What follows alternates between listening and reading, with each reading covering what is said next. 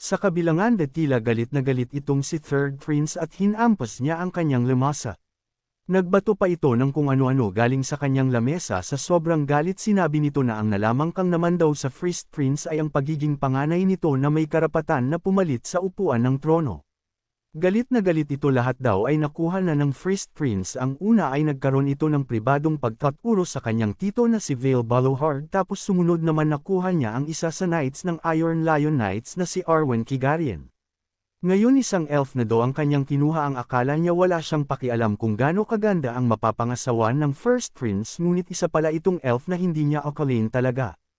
Pero sabi nito na buti na lang at may laban itong Third Prince at First Prince sa susunod na araw at dito na siya makakabawi kung mapapataw niya daw ito maaring maging komplikado kaya naman tatalunan niya lang ito at lulumpuhin hanggang sa hindi daw ito makagalaw ng normal. Kitang-kita sa mukha ng Third Prince ang binabalak nitong masama sa First Prince dudurugin niya daw ito sa araw ng laban nila. Tingnan natin kung sino ang durog boss baka ikaw pa ang di makalakad hahaha. Ito na ang araw ng laban ng First Prince at Third Prince nandito ang isang knight na mukhang galing sa Maharlika at ito daw ang magiging witness ng laban. Nagpakilala itong knight na ito na galing daw ito sa Maharlika at commander ng mga Royal Knights na nakatanggap ng pangalang Silver Lion at sinabi niya na walang mangingialam sa magiging kalalabasan ng laban kaya't pinataas na ng commander na ito ang espada ng dalawang prinsipe. Kitang-kita sa mukha ni Gruhor ng mukha nitong buryong na buryong ito kasi ang dami daw sinasabi para lamang sa isang labanan. Sa kabilang banda halata sa mukha ng Third Prince na handa na nitong talunin ang First Prince sinabi nito na naghanda daw siya para sa laban na ito at nagdala pa ito ng manunood para makita ng mga ito kung paano tatalunan ng Third Prince ang First Prince. O baka naman para makita nila kung paano kamalumpu imbis na si Prinsipe Adrian. Hahaha. Sinabi naman ni Gruhor na sana naman ay hindi niya ma-disappoint ang mga manunood na kanyang dinala kasi mukhang nakita na niya daw ang mangyayari sa labanang ito. Ninas naman itong si paring Jillian sa sinasabi nitong si paring Adrian sinabi nito madami na daw itong sinasabi tignan na lang daw nila kung sino ang magmumukang kawawa sa huli. Naunang samgad si paring Jillian patungo sa kinaroroonan ni Gruhorn mabilis itong humakbang habang hawak ang espada ngunit si Gruhorn ay nanatiling nakatayo parent.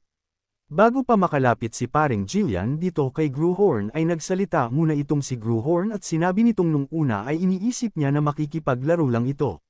Pero ngunit bigla na lang nagbigay ng malakas at mabilis na atake itong si Gruhorn na ikinatalo nitong si paring Jillian sinabi nito na dahil ganun siya magsalita sa kanyang kuya ayan ang nararapat sa kanya.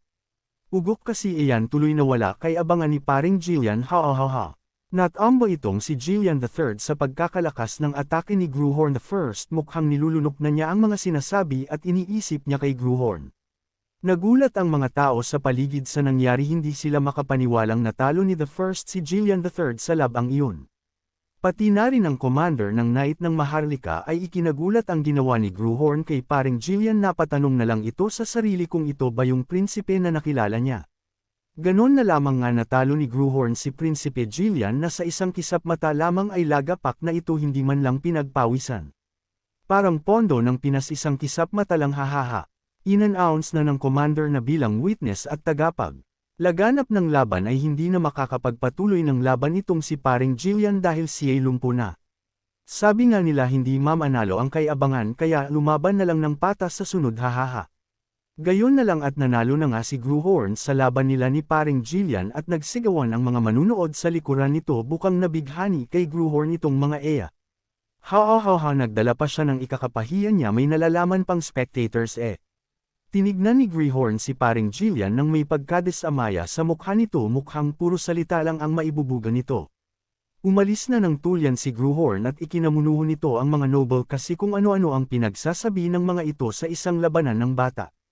Mukhang nabahala ang mga noble sapagkat ali ni the third kitang-kita sa mukha ang pagkadismaya ng mga ito di nila maisip kung paano natalo si paring Jillian ang isang double chain sa isang prinsipe na ilang buwan lamang nag-ensayo. Nagising na itong si paring Jillian mula sa pagkawalang malay nung siya'y natalo sa labanan na galit itong magising. Naalala niya kung paano siya natalo ni Prinsipe Adrian kaya nagalit ito at gustong-gustong bumawi sa kanya. Limabos ito sa kwartong kinaroroonan niya at ipinaghanda niya ang mga katulong sa kagamitan nito. Nagulat ang mga katulong sa bigla nitong paglabas ng kwarto. Babalikan niya daw si Gruhorn at tatalunan ito. Siya daw ang magdi-decide kung sino ang mananalo. Tinawag siya ng isa sa mga knight at sinagot naman ito ni paring Jillian kung ano kailangan nito at bakit hindi pa kinuliha ang kagamitan niya. Sinabi naman ng kawal na umalis na ang ating bida pagkatapos ng laban nila kasa si Count Balohard. Tinanong naman ni The Third kung saan sila pumunta.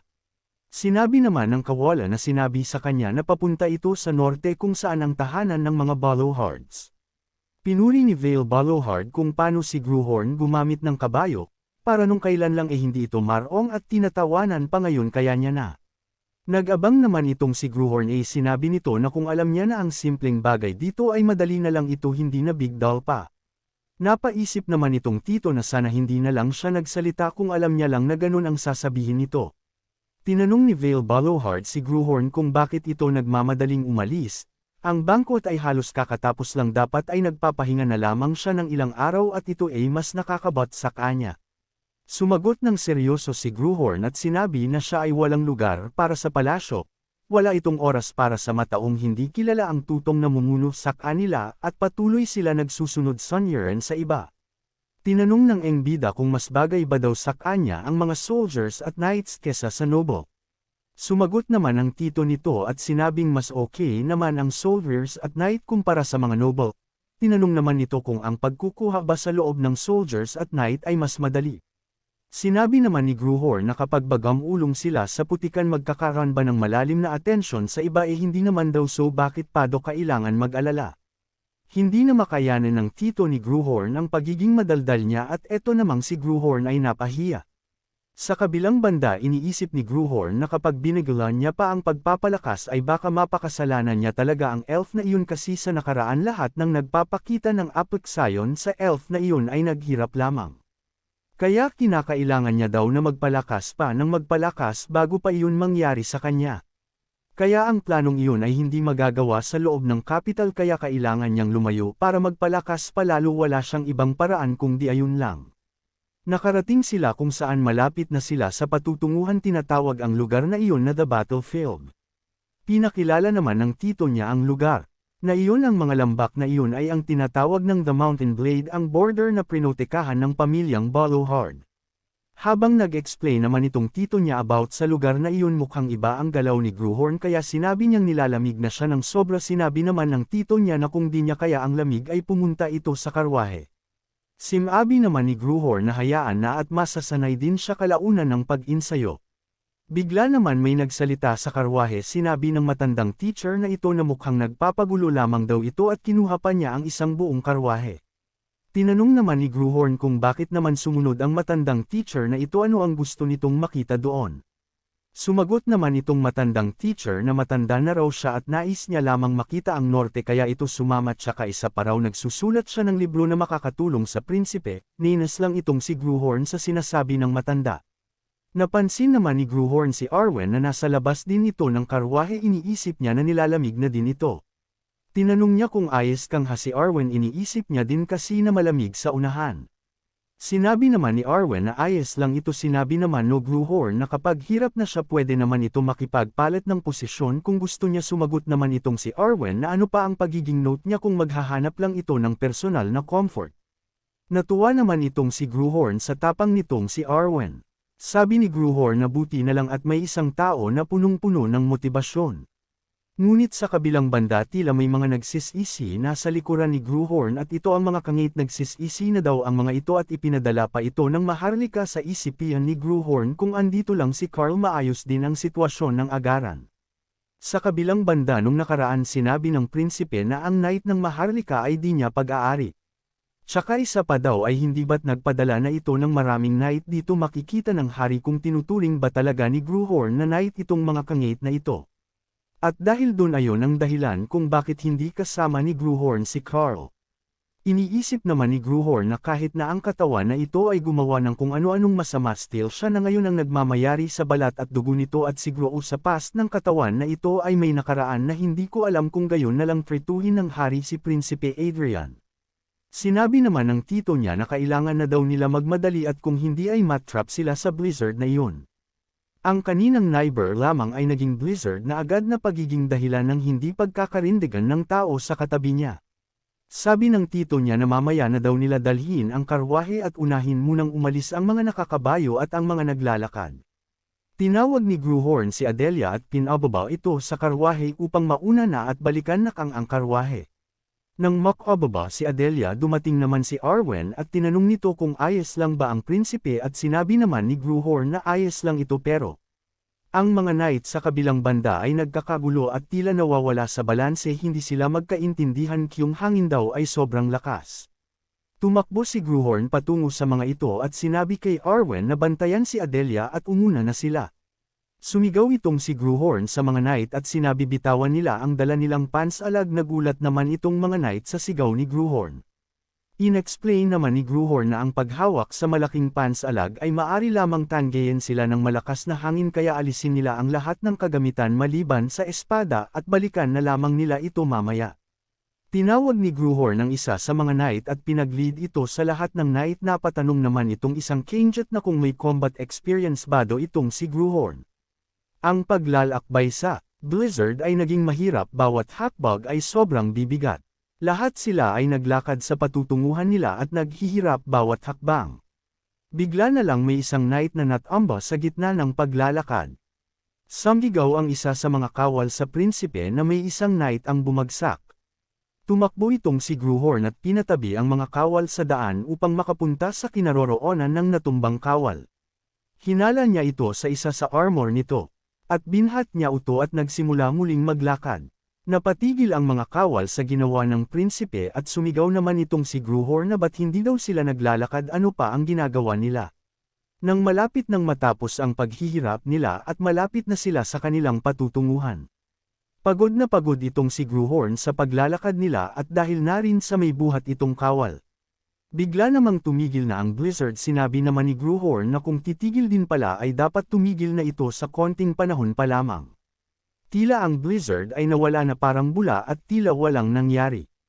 Lumakad pa una itong si Vale Baluhard sa unahan ng pintuan ng kastilo kasama ang ibang kawal na naroon. Nagpakilala itong ruler ng buong Baluhard at commander ng kaharian ng 3rd Legion Swin Elcom at binati ni Vale Baluhard si Gruhorn sa palasyo ng Baluhard. Tinawang ito ni Vale Baluhard ang kahariang ito na Winter Castle. Ang Winter Castle, isang fortress na matatagpuan sa pinakahilagang bahagi ng kaharian. Umiiral ito upang harangan ang mga halimaw na naninirahan sa Blade Mountains bilang isang fortress laban sa mga halimaw. Pinag-uusapan ng kawal ang tungkol sa kaharian ito na Winter Castle kasi ang pagpunta raw rito ay sobrang baba na lang, kung makakaligtas pa ito daw ang kastilo na hindi na nila babalikan pa. Pinag-uusapan din ng ibang mga noble ang patungol sa Winter Castle kung saan ang Mountain Blade lang daw ang pinakamaganda sa kanila at ang iba ay hindi na, kaya hindi daw worth it puntahan. Maraming nakapagsasabi ng patungol sa Winter Castle ng mas asama, pero kung sino ang pinanganak at nabuhay roon ang kastilong iyon ang kanilang panghabang buhay na kayamanan. Nagpakilala ang isa sa mga knight na naroon sa tapat ng pintuan. Nagpakilala itong si Vincent Baluhard. Sinabi ni Vincent na mula ngayon araw hindi muna raw siya magiging commander at babalik siya sa posisyon na range company commander. Binati naman ni Vincent itong si Vale Baluhard at sinabing ikinagagalak kung nakabalik ka na, ama, at nagsalita naman itong si Vale na talaga namang nagsipag sa trabaho itong si Vincent. Abay, may anak si Tito Vale, ang new enemy unlock ng ating bida yan. Nagulat naman itong si Gruhorn sa sinasabi ng mga ito, di niya akalaing may anak pala ang kanyang tito.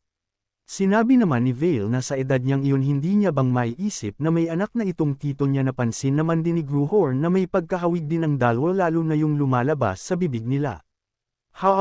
Bastos talaga tong si Gruhorn. Pinakilala naman ni Vale Baluhard kay Vincent si Gruhorn, or kung tatawagan First Prince Adrian, at mukhang tila nagulat itong si Vincent nang malaman niyang ang prinsipe pala ito. Bigla namang yumuko upang magbigay bati sa prinsipe at nagpakilala muling Ranger Company Commander Vincent of the House of Baluhards. Ninitian naman ito ni Gruhorn at ikinagagalak din niyang makilala ito. Ang Winter Castle ay fortress na may mga totoong mandirigma na inaalay ang buhay para sa noble conviction. At hindi ito lugar para sa mga walang hiya na pinaalis sa capital para lang makipaglandian sa mga babae sa lugar na ng Winter Castle. Naiinis itong si Vincent dahil kumang bakit ba daw nagdala pa itong ama niyang si Vale ng ganoong tao sa kaharian habang may isa knight na nag-alalay sa prinsipe patungo sa buong kaharian. Nagalit at sinigawan niya ni Vincent itong ama niya na kung ano ang binabal ni Vale at dinala niya ang prinsipe sa Winter Castle.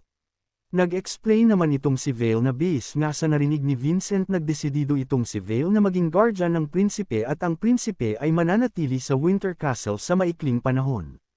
Sumigaw naman itong si Vincent sa ama niya na hindi batayan ang prinsipe na kinamumuhian niya, hindi batayan ang prinsipe na walang alam sa kung ano at walang talento, hindi batayan ang prinsipe na nilalay niya.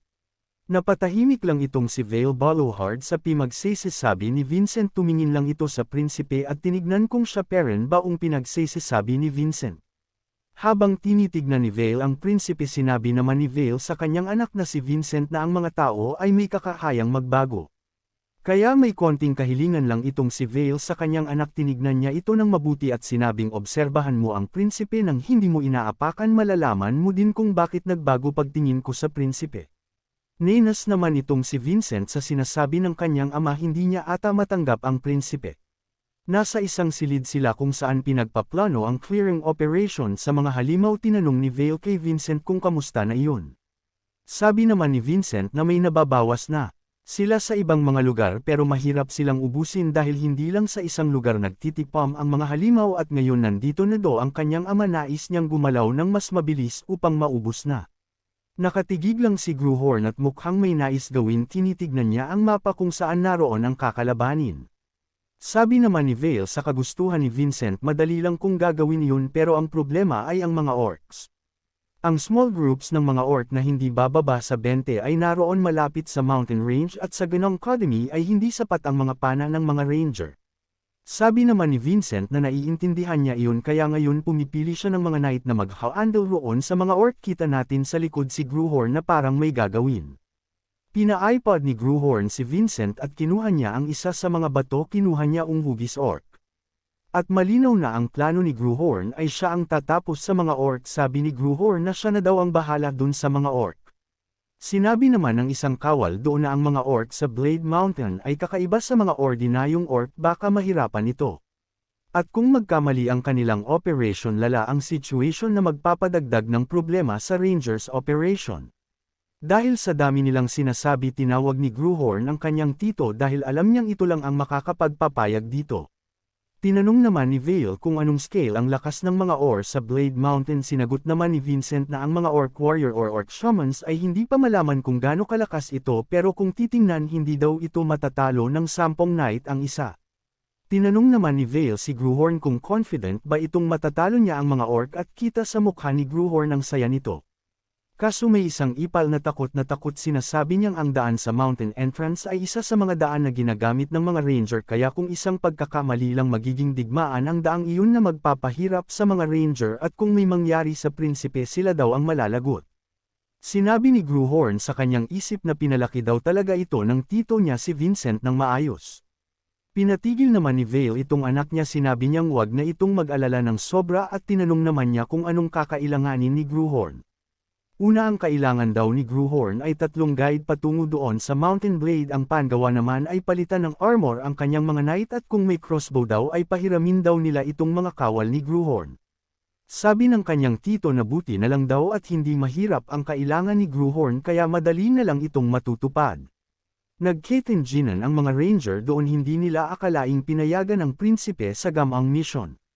Kahit ang anak ng kanyang tito na si Vincent ay kinakatakoy ang mangyayari kung magkamali ang mga ito. Pinapakilos naman ni Gruhorn ang kanyang mga knight ngunit hindi maintindihan ng mga knight ang gusto ng prinsipe kaya nagtanong uli mga ito. Sinabi ni Gruhorn na nakatanggap sila ng mission na talunin ang mga orc. Ang magiging kalaban nila ay sa 20 orc. Di pa alam ni Gruhorn kung may shaman or warrior orc doon. Sabi naman ng mga kawal na nandito naman ang mga 3rd Legion kaya bakit sila ang kinuha sa misyong iyon, andan lang naman daw sila para i-escort ang prinsipe. Sinabi naman ng prinsipe na kaya sila nandito ay para protektahab ang prinsipe kaya ganun na lang ang sinabi Gruhorn. Mapaparating na 3rd Legion sa kanila, maghanda daw sila at kunin ang mga kagamitan, pag nakuha ay ibalita daw sa prinsipe. Sabi ni Gruhorn na gustuhin man nila o hindi wala silang magagawa dahil ipinadala siya ng hari para sa kanya at papalakihin niya ang mga knight na ito upang maging pakipakinabang. Tiningnan ni Gruhorn ang kakayahan ng mga ito gamit ang status window at ang mga ito ay mga Descente naman kahit na hindi sila napakinabangan nung Blizzard ay sila naman ay mga elite knight kahit ang iba ay hindi. Magsisimula na ang labanan at sa di inaasahan di akala ni Gruhorn na si Vincent ang magiging guide niya.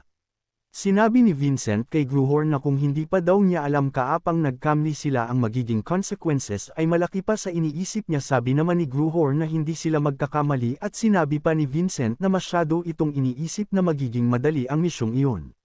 Mukhang nagkakainaitan ang dalawa, hindi ko na alam kung sino ang maglalaban, sila ba o ang mga orc, haha. Tinignan ni Gruhorn ang mag-Third Legion na kasama ni Vincent ang iba dito ay hindi niya makita ang isa at ang ibig sabihin lang ay iisa lang ang totoong ranger at ang iba ay ordinaryong ranger lamang. Sa isip na Gruhorn parang pinagplano daw nila na saalisin siya ng mga Third Legion at ihahandle nila yun kung magkamali daw ang prinsipe. Naghanda na sa pag-alis ang mga ito patungo sa Mountain Blade kung saan andoon ang orc. Pinuntahan niya si Adelia upang sabihin na maghintay lamang muna sa kastilo kasi sa isip ni Gruhorn pag nagkamali ang pag-activate ng traits. Habang naglalakbay sila sinasabi ni Vincent na kahit ang paglalakad ay nakakaubos ng stamina kaya naman magdahan-dahan lang daw ito para makapag-save sila. Ito namang ay Gruhorn na iinis na sa daming sinasabi ni Vincent like father like son nga naman. Nagpatuloy lang ang dalawang kampo sa paglalakbay papunta Mountain Blade biglang may isang rabbit na tumatakbo. Napansin ito ni Gruhorn at parang naramdaman niyang may mali ang isa sa guide na kasama ni Gruhorn. May dalang telescope at mukhang may nakita. Tinignan niya ito gamit ang telescope at hindi siya nagkamali, tama nga ang kanyang nakita, isa kumpol ng orc ang nakita nito. Binalita ng ranger na ito ang kanyang nakita, may mga orc daw sa kanilang pupuntahan. Tinanong ng ranger kung anong plano ang gagawin nito ng prinsipe. Pinaghanda naman ni Gruhorn ng buong kasamahan, pinag-ayos na ng kani-kanilang crossbow, lahat ay handa na upang sagudin ang mga orc. Napansin ng orc ang presensya na nga ito, nakita ng orc ang prinsipe at halatang gutom na para sa tao. Sumugod ang mga orc patungo sa kinatatayuan ni Gruhorn. Kinamusta naman ni Gruhorn ang mga ito sa haba kasi ng panahon ngayon ulit ito nakakaligta ng orc. Pinaghanda at pinabaril na ang kani-kanilang crossbow patungo sa mga orc, nataman ang mga ito ng lubha ang iba sa kanila. Nahanda na din itong si Gruhorn sa pag-atake, na miss niya daw ang pagyabag ng mga orc, ang mga sigaw na may killing intent. At ang malagkit na amoy ng dugo ng mga orc, na miss niya ang lahat ng ito. Sumugod si Gruhorn upang tapusin ang mga orc na ito. Punong-puno ng kasiglahan itong si Gruhorn dahil sa ngayon lang uli siya nagkaroon ng ganitong experience, ang hangin mula sa digmaan na kanyang hinihintay. Lumapit itong si Arwen Kigarian upang protektahan ang prinsipe. Sinabi nito kay Gruhorn na mag-ingat ito at napakadelikado. Pinaalis naman ito ni Gruhorn at sinabing wag daw itong lalapit sa kanya. Nagulat itong si Arwen, hindi niya maintindihan ang prinsipe, hindi nito alam kung bakit siya pinaalis. Naghanda naman si Gruhorn para sa isang malakas na atake. Pinaalis niya si Arwen dahil baka madamay ito sa gagawin nito. Ang kwento mula sa 400 taon ang nakalipas mula sa erang ito na ang mga orc ay hindi sinasabing mga halimaw kundi isa sa mga magigiting na mandirigma. Hindi ito myth o salitang kwento lamang kundi isang lalaki na hindi man lang nag-iwan ng kanyang pangalan sa historya. Ang lalaking may him na pinaka-aayawan ang mga orc. Ang isang lalaking walang awang nakipaglaban ng paulit-ulit hanggang sa maubos ito ang patong-patong na kulay berdeng katawan na naging isa bundok na. Ang fleeting verses ng isang extraordinary Avengers, biglang naglabas ng malakas na kulay red na aura itong si Gruhorn at lumabas ang status window na nire-recite daw ang Hymn of Revenge.